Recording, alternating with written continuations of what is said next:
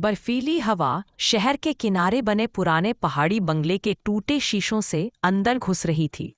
रात करीब 11 बजे रिद्धि अपनी कार से उतरकर उसी बंगले में पहुंची।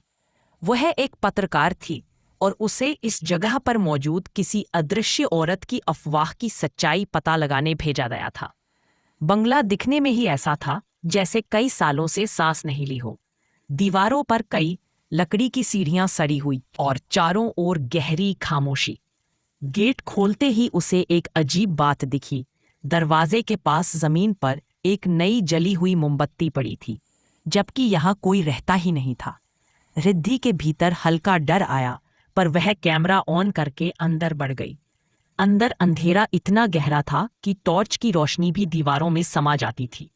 आगे बढ़ते हुए उसकी नजर एक पुराने कमरे पर गई, जिसके बीचों बीच एक लकड़ी की मेज थी और उस पर 3 मोमबत्तियां रखी थीं, 2 बुझी हुई और एक आधी जली।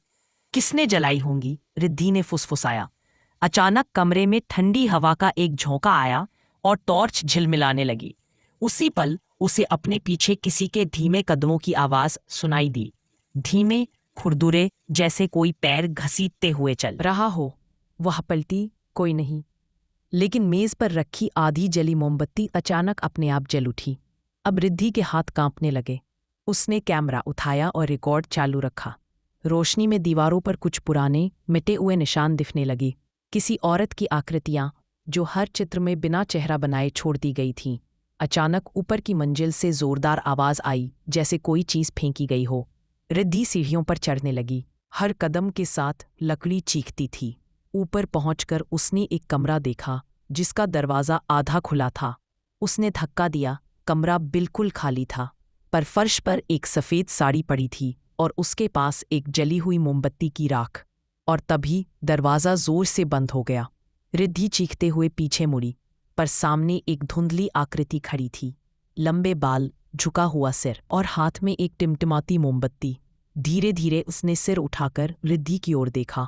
उसका चेहरा पूरी तरह काला, जैसे कोयले से बन गया हो, और आंखों की जगह बस 2 गहरी गुफाएं। वह औरत धीमे स्वर में बोली, आखिरी मोमबत्ती बुझने मत देना, वरना मैं तुम्हें ले जाऊंगी। रिद्धि डर से पीछे हट गई। मोमबत्ती अचानक उसके हाथ में आ गई, जैसे किसी अदृश्य ताकत ने पकड़ा दी हो। रोशनी मंद पड़ी जा रही थी।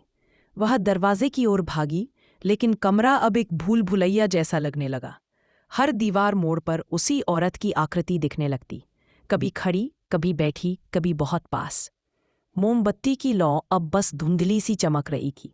जब लौ आखिर बुझी, चारों तरफ अंधेरा भर गया, गाढ़ा, दम घूंटने वाला। अगली सुबह जब पुलिस वहां पहुंची, उन्हें सिर्फ रिद्धि का कैमरा मिला, कमरे की जमीन पर पड़ा हुआ। वीडियो में बस यही दिखा, मोमबत्ती की लौ बुझती है और फिर एक घुटी हुई चीख। रिद्धि कभी नहीं मिली।